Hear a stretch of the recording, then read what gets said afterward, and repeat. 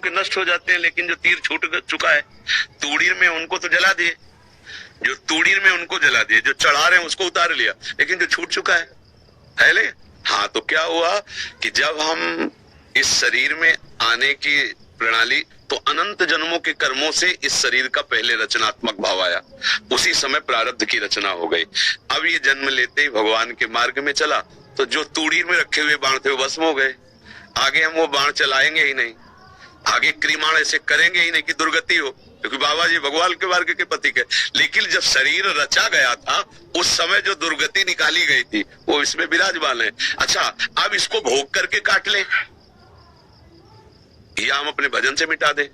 भजन से अगर इसको मिटा दिया तो जहां हमें चढ़ना वहां चढ़ नहीं पाएंगे, तो इसको छूटेगा आज, नहीं तो कल छूटेगा।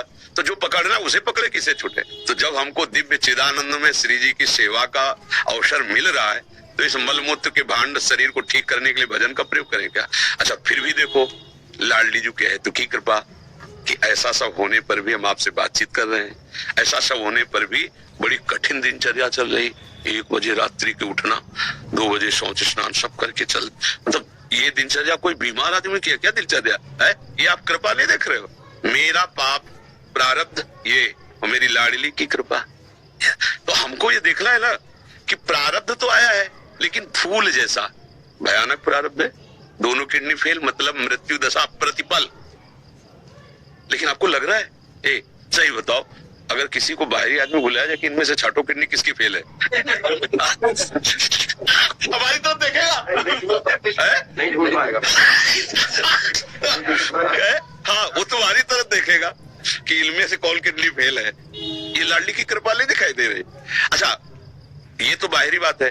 आंतरिक अगर हम उस रोग में होते तो आपसे कैसे बात करते?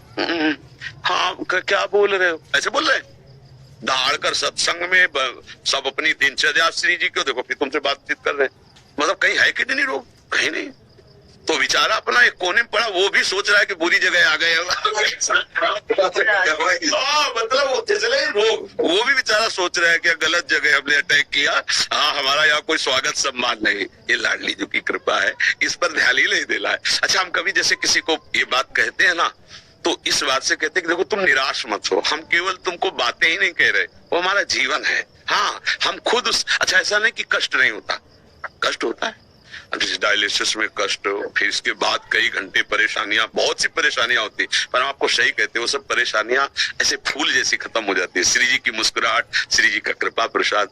तो हमें ये लगता है कि शरीर को ठीक करने में समय बर्बाद मत करो, शरीर को तो छोड़ना ही पड़ेगा, श्री जी को राजी कर लो, तो शरीर छोड़ने के बाद जो हमें मिलेगा वो अविनाशी मिलेगा।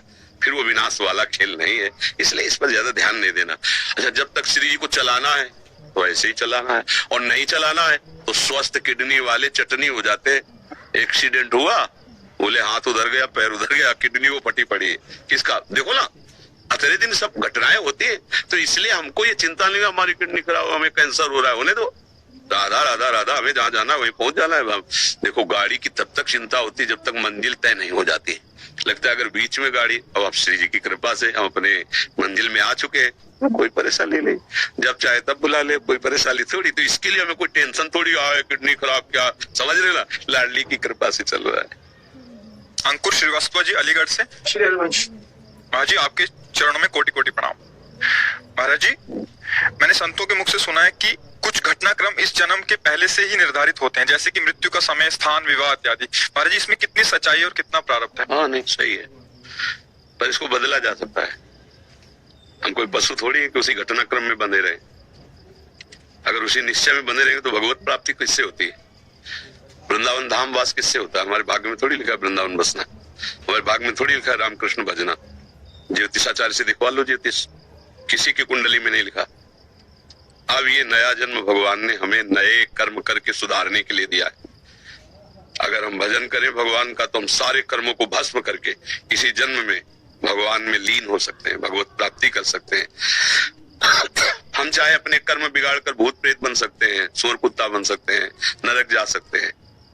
तो हमारे प्रारब्ध में थोड़ा लिखा सुअर बनोगे, वो तो केवल इतने शरीर का है कि इस हिसाब से तुम्हारी मृत्यु होगी, इस हिसाब से तुम्हें वहां जाना होगा, इस हिसाब से तुम्हें ये भोग मिलेगा दुख सुख का, आगे के कर्म का नहीं। ये छूट तो मनुष्य और पशु में अंतर क्या रह गया? तो ये तो सत्य है। सुनो भरत भावी प्रबल, विलख कहो मुनिनाथ, हानि लाभ जीवन मरण, जस अपजस विधिहात। विधि माने ब्रह्मा, जो ब्रह्मा ने लिख दिया छठी राव के अंक, राय घटे न तिल बढ़े, रहुरे जीव निसंग। ये किसके लिए लिखा है?